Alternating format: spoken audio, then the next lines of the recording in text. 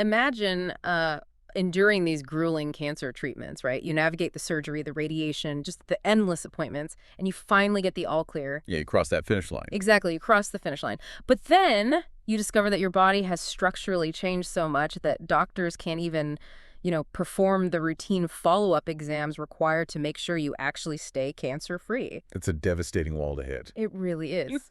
So, welcome to your deep dive. Today, we're opening up the stack of clinical sources you sent us to explore this really silent aftermath of cervical and pelvic cancers. Right, we are looking specifically at something called vaginal stenosis. Yeah, which is basically a structural narrowing and shortening of the vaginal apex, specifically following a radical hysterectomy and pelvic radiation. And it is a profound anatomical shift. I mean, for decades, this was largely just brushed aside by the medical community. Wow, really? Just ignored? Pretty much, yeah. The prevailing attitude used to be this intense, singular focus on eradication. Like, getting the cancer out was the only metric of success, Right. So the physical and sexual fallout was essentially treated as just the unspoken toll of survival. But opening up the guidelines and the clinical trials you provided for this deep dive, it shows that this mindset is fundamentally changing. Okay, let's unpack this. Because our mission today is to answer a very specific, crucial question based on your sources.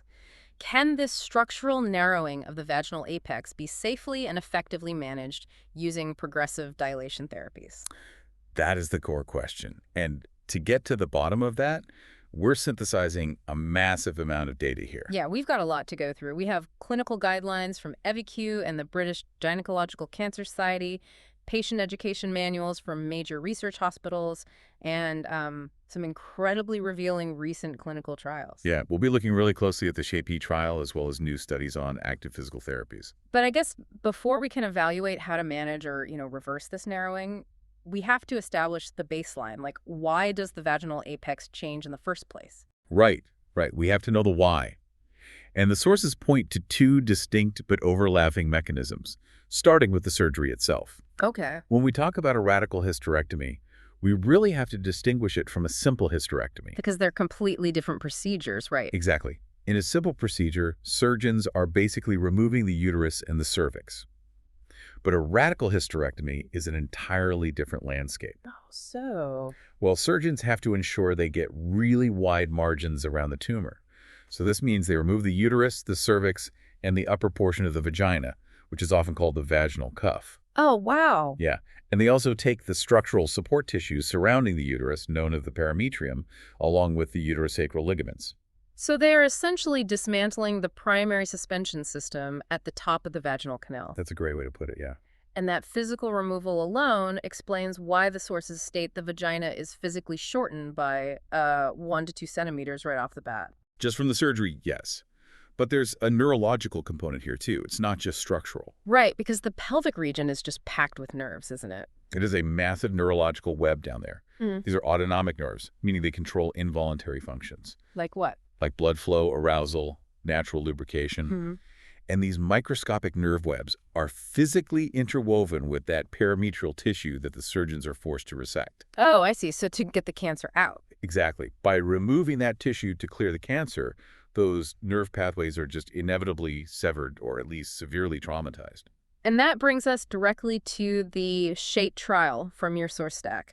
This was a massive, randomized phase 3 trial. A really landmark study. Yeah, and what makes it so important is that it directly compared simple versus radical hysterectomies for patients with low-risk cervical cancer. And the oncological outcomes, like the actual survival and cancer recurrence rates, they were practically identical between the two groups. Well, huge news on its own. Right. But the lived experience of the patients afterward was a completely different story. It really was. The SHAPE trial gives us hard, undeniable data on the fallout of that surgical and neurological disruption. What did they find? Well, for the patients who underwent the radical procedure, the trial recorded significantly worse sexual and vaginal functioning. Because of those severed nerves we talked about. Precisely. The severing of those nerve webs translated directly into profoundly decreased lubrication and a massive spike in dyspareunia. Which is the clinical term for painful intercourse, right? Yes, exactly. And the worst part is, this wasn't just a temporary post-op slump. The trial tracked these patients and found these specific detriments lasted for up to 2 years post-surgery compared to the simple hysterectomy group. Up to 2 years. That is a long time to deal with that kind of pain. It is. So the surgery leaves the patient with this baseline of physical shortening and nerve disruption.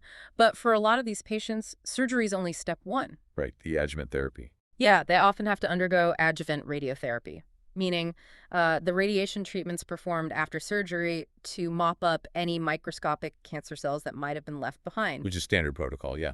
But what happens to this already altered, fragile anatomy when you introduce radiation into that exact same area? Well, the risk of structural narrowing just skyrockets. Mm-hmm. According to the oncology guides in your sources, an astonishing 88% of women will develop vaginal stenosis after undergoing pelvic radiation. 88%. That's almost everybody. It's essentially a guarantee, yeah.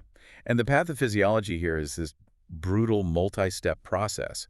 First, the radiation triggers an acute phase. Right, like immediate damage. Exactly. The mucosal lining of the vaginal canal becomes intensely inflamed, ulcerated, and just incredibly painful. The cells are taking direct radiation damage. Oh, wow. But the real structural danger, long-term issue, lies in the chronic phase that follows. So how does that chronic phase actually change the tissue? Because, 88% is a staggering number. It comes down to blood flow. Radiation fundamentally damages the microscopic blood vessels in the pelvis. And when those blood vessels are destroyed, the local tissue stops receiving adequate blood flow. Which causes what, exactly? It creates a state of tissue hypoxia, meaning the cells are literally starving for oxygen. And human tissue does not like being deprived of oxygen. Not at all. When it's oxygen-starved and trying to heal from radiation burns, it essentially panics.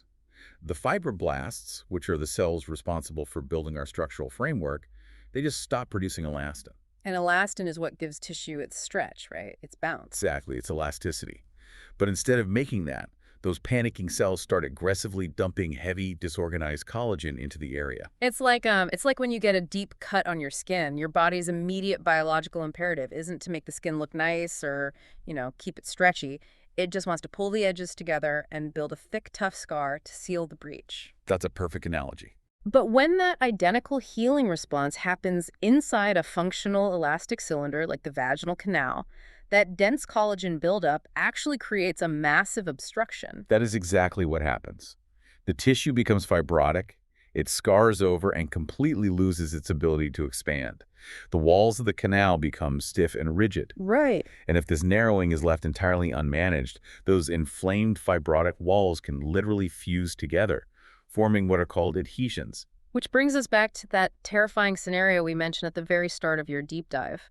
If those walls fuse, the canal is completely obstructed. If we connect this to the bigger picture, the guidelines make it very clear. If a doctor cannot physically access the vaginal vault, they cannot perform the routine pelvic exams required to check for cancer recurrence. Wow. So this isn't just about comfort. Not at all. Managing the stenosis is not an elective, cosmetic, or purely sexual health concern. Preserving the patency of the openness of the vaginal canal is a critical matter of oncological safety. Because they need to see what's going on in there. Right.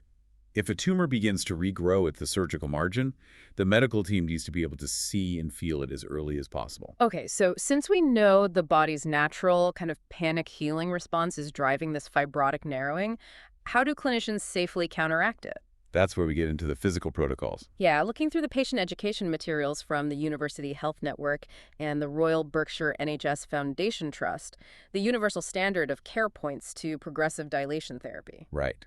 Because the tissue is actively remodeling itself into a tighter, stiffer structure due to the radiation, the medical response has to be introducing a mechanical counterforce. You have to push back. You do. You have to physically maintain the space while the tissue goes through its whole healing process. And the protocol outlined in your sources is highly specific. Patients are prescribed a set of vaginal dilators. These are they're smooth cylindrical tubes with a rounded tip, usually made of medical-grade silicone or sometimes hard plastic. Yes, and they come in a graduated kit. Right, starting from a very narrow circumference and slowly increasing in width over time. But when do they actually start this? Because you wouldn't want to do this right away, right? No, absolutely not. The timing is one of the most critical factors in these guidelines. A clinician will never recommend starting dilation immediately after the final radiation treatment. Because it's still inflamed. Exactly. The mucosal tissue is still in that acute phase we discussed. It's inflamed, ulcerated, and incredibly fragile.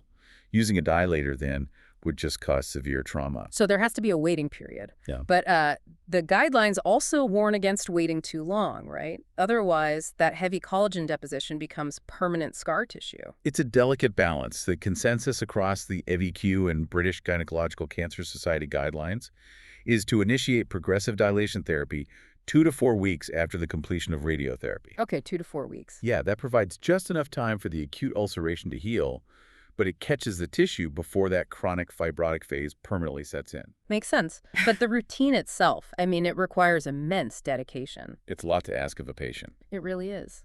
The patient is instructed to use a generous amount of water-based lubricant, and the sources explicitly warn against oil-based lubricants, by the way. Right, because oil can degrade silicone dilators and further irritate that compromised tissue. Good to know. So they start with the smallest size that feels comfortable, inserting it gently, and then they have to leave it in place for 5 to 20 minutes. Up to 3 times a week. 3 times a week. And this isn't a short-term thing either. The guidelines suggest maintaining this routine for 9 to 12 months, and in some cases, indefinitely. It is an overwhelming commitment. You are asking a patient who is already just physically and emotionally exhausted from fighting cancer to take on this rigorous, ongoing physical rehabilitation program at home. I have to pause here, though, because looking at this protocol on paper, it sounds, I don't know, incredibly primitive. How do you mean? Well, is this really just about wedging a block in a doorway to keep it open? Because if we are just passively stretching the tissue, like forcing a wooden block into a tight shoe, that seems like it would just cause more micro tears and inflammation. Is something else happening biologically? That distinction is vital, actually. It is much more complex than just passive mechanical stretching. Okay, what's happening then? When that gentle, consistent pressure is applied to the vaginal walls, it interrupts the body's pathological scar-forming process. On a macroscopic level, it physically prevents the inflamed tissues from resting against each other. Which stops those glue-like adhesions from forming in the first place. Exactly. So it serves as a physical barrier against the walls fusing. But what about the fibrosis, the scarring itself? That is where the cellular response comes in. The sustained mechanical pressure of the dilator actually stimulates local microcirculation. Oh, it forces blood flow back in. Yes. It forces blood flow back into that hypoxic, oxygen-starved tissue. And most importantly, the physical stress applied to the tissue signals the fibroblasts to behave differently. Really? Just from the pressure? Just from the pressure. Instead of dumping disorganized, rigid clumps of collagen into the area, the mechanical pressure encourages those cells to remodel the collagen and elastin fibers in a parallel functional alignment. Wow. You are essentially using physical pressure to reprogram the biology of the healing tissue, ensuring it remains pliable. Okay, the biology makes total sense and the protocol is clear. But we have to tackle the massive hurdle highlighted across every single source in our stack. Compliance. Compliance. Knowing that this involves highly irradiated, traumatized, fragile tissue, is inserting a plastic or silicone tube multiple times a week actually safe? It's a fair question. And if it is safe, why do the clinical guidelines note that so many patients abandon the therapy? Well, the safety of progressive dilation is overwhelmingly supported by the data, but it comes with a major caveat. It must be carefully monitored by a clinician to ensure accurate diagnosis. Meaning they have to make sure it's actually fibrosis. Exactly. A clinician must evaluate the patient to differentiate between actual post-radiation stenosis, which is the structural fibrotic shortening we've been discussing, and severe mucosal dryness or atrophy. Which is more of a hormonal and moisture deficiency, right? Right, because if a patient is suffering from severe dryness and a loss of mucosal lining, and they attempt to use a mechanical dilator, the friction is going to cause microlacerations, bleeding, and intense pain. Which is exactly the opposite of healing. Severe mucosal dryness requires topical interventions first. Clinicians will prescribe topical estrogens or hyaluronic acid moisturizers to rehabilitate and thicken that mucosal lining before any mechanical dilation is introduced. Got it. The tissue has to be supple enough to accept the dilator safely. Speaking of safety, there is a fascinating case study in your sources that perfectly illustrates why these seemingly low-tech dilators remain the gold standard. I'm looking at the overview report from the National Institute for Health and Care Excellence, or NICE. Yes, the NICE report. That provides a crucial warning about chasing unproven, high-tech alternatives. Like the laser treatments. Right. Transvaginal laser therapy has been heavily marketed in recent years as this quick, cutting-edge solution for vaginal atrophy and changes in tissue elasticity. But the NICE report detailed case studies of patients who underwent this laser therapy and suffered catastrophic complications. Really catastrophic. The specific cases are harrowing.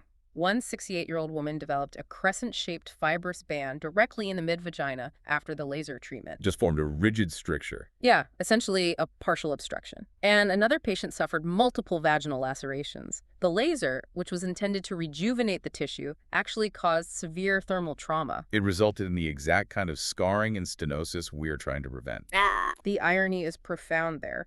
But the most revealing part of that report is the rescue treatment. Right. How did they fix it? To fix the catastrophic scarring caused by the high-tech laser, the medical team had to rely on a progressive vaginal dilator program. That's incredible. By combining topical hormones with the graduated mechanical pressure of the dilators, they were able to slowly break down that crescent-shaped fibrous band and rehabilitate the canal. It is definitive proof that mechanical dilation is the safest, most reliable method for tissue rehabilitation. Yet, even with that proof of safety, the patient education guides acknowledge that doing this at home is just a massive struggle. It really is. You have patients who associate their pelvic region with profound clinical trauma, invasive exams, pain. They're dealing with the emotional distress of cancer survivorship, handing them a box of silicone tubes and telling them to lie alone in their bedroom for 20 minutes a day to perform a painful, terrifying maintenance routine. I mean, it is incredibly isolating. It's so isolating. And if they experience pain, fear takes over and they simply stop. Which you can't blame them for. Not at all. The psychological barrier is just as formidable as the physical one. The isolation breeds anxiety, and anxiety causes pelvic floor muscles to involuntarily contract and spasm. Which makes the dilation even more painful. Exactly. It becomes a vicious cycle of pain and avoidance. Which is why the final clinical trial in your stack is so revolutionary. We are looking at a randomized controlled trial published in Frontiers in Oncology investigating MPO. Oncological perineal massage. Yes, MPO. This trial fundamentally challenges the entire premise of how this therapy is delivered. It really flips the script. I mean, for decades, the absolute gold standard, the usual care, has been the passive dilation protocol we just outlined. You insert the dilator, hold it perfectly still, wait the allotted time, and remove it. Just passive waiting. Right. But the MPO trial asked a bold question. What happens if we stop treating this as a passive, solitary homework assignment and start treating it like a dynamic, supported physical therapy rehabilitation? Yeah, rather than handing the patient a kit to use alone, this trial paired patients with specialized pelvic floor physiotherapists. A huge difference. And the therapist didn't just insert a dilator and wait. They used active manual manipulation, specifically semicircular and vertical stretching inside the vaginal canal, progressing through 4 different dilator sizes over a 10-week clinical program. And what's fascinating here is the methodology of the trial makes the results just undeniable. They track the patient's pain using a visual analog scale, or VAS. Which ranges from 0 to 10, right? 0 being no pain, 10 being unbearable agony. Exactly. At the beginning of the trial, the women assigned to the active MPO massage group actually presented with worse baseline pain than the passive control group. Their median pain score was a severe 8.5 out of 10. And 8.5 is debilitating. It means the tissue is incredibly sensitive and deeply compromised. It is. But look at the data at the 6-month follow-up. After completing the 10-week active manual dilation and massage program with a physiotherapist, that median pain score of 8.5 dropped to a literal 0. Wait, a 0? A literal 0. A drop to 0 in heavily irradiated, chronically painful tissue is almost unheard of. It's phenomenal. And the physical measurements of the vaginal canal mirrored that pain reduction. In the active massage group, 16 out of 18 women had an absolute absence of vaginal stenosis at the 6-month mark. Wow. Compare that to the control group doing the standard passive dilation at home. Only 3 out of 17 women managed to avoid stenosis. The clinical difference is astronomical. 16 out of 18 versus 3 out of 17. It's wild, but it makes complete logical sense when you think about orthopedic rehab, Like, if you develop a frozen shoulder after an injury, a physical therapist doesn't just tie a heavy weight to your wrist, tell you to let your arm hang passively for 20 minutes, and hope the scar tissue stretches out. No, they don't. You go to a clinic, and the therapist actively massages, rotates, and dynamically mobilizes the shoulder joint. They apply targeted friction to physically break up the adhesions and restore range of motion. So why would we treat fibrotic pelvic tissue any differently? The frozen shoulder analogy captures the mechanics perfectly. Active mobilization accomplishes things that passive stretching simply cannot. It just makes sense. It does. The manual semicircular stretching enhances local blood flow dynamically. It provides repeated, very tactile input to the nerve endings, which actually helps desensitize the nervous system. Oh, that's interesting. Yeah, it teaches the localized pain receptors that pressure does not equal danger, effectively turning down the volume on those pain signals. And it completely eliminates the psychological burden of isolation. Huge factor. Having a trained professional guide the process, actively communicating, reading your body language, ensuring the stretch remains therapeutic rather than painful, it removes the fear. It transforms a lonely, scary ordeal into a supportive, guided medical rehabilitation. It proves that heavily compromised tissue is capable of profound recovery if we apply the right mechanical and psychological support. So, synthesizing everything from the surgical guides to the MPO trial, what does this all mean for you? If you step back and look at this entire landscape, the ultimate takeaway from your sources is actually incredibly empowering. It really is. Structural narrowing of the vaginal apex after a radical hysterectomy and pelvic radiation is a highly common, entirely physical reality. It is driven by the structural alterations of tumor removal and the predictable fibrotic scarring caused by radiation. It is a biological consequence, not a personal failure. But, most importantly, it can be safely and effectively managed. The evidence across every guideline and trial confirms it. Progressive dilation therapies, especially when applied within that critical 2 to 4 week window using proper water-based lubrication, and ideally combined with the active dynamic support of pelvic floor physical therapy and topical mucosal treatments, they are highly effective. The data speaks for itself. It does. They safely interrupt the scarring process, restore tissue elasticity, prevent dangerous anatomical obstructions, and drastically improves a patient's overall quality of life. If you or someone you know is navigating the complex reality of life after pelvic cancer, understanding the sheer mechanics of these side effects is half the battle. It strips away the stigma, it neutralizes the fear, it takes this unspoken, painful mystery and breaks it down into a highly manageable physical rehabilitation process. It provides a concrete, evidence-based blueprint to reclaim bodily autonomy. It fundamentally shifts the medical narrative. We are no longer just asking patients to survive the eradication of the disease. We are giving them the clinical tools to live a fully functional, comfortable life long after the cancer is gone. Which leaves us with a final thought to ponder today, looking back at the staggering success of the MPO trial. If active massage and progressive dilation can take heavily irradiated, surgically altered, densely fibrotic tissue and essentially reverse the damage to the point where severe pain scores drop from an 8.5 to a literal 0, what does this tell us about the remarkable, deeply untapped plasticity of the human body when we simply provide it with the right mechanical signals and the right support?